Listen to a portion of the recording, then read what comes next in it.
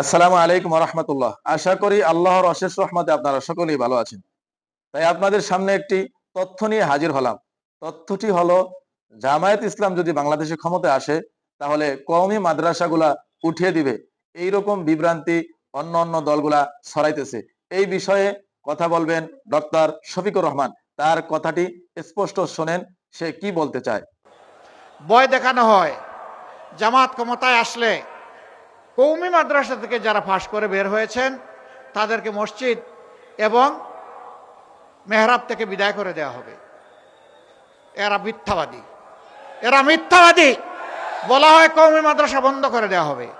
আমি আল্লাহকে সাক্ষী রেখে আপনাদেরকে সাক্ষী রেখে বলছি, কওমি মাদ্রাসা আমাদের কলিজা, কওমি মাদ্রাসা আমাদের হৃদয়। ইসলামী শিক্ষাটা তারাই এখন ধরে রেখেছেন। আলিয়ার শিক্ষা সংকুচিত হয়ে এসেছে।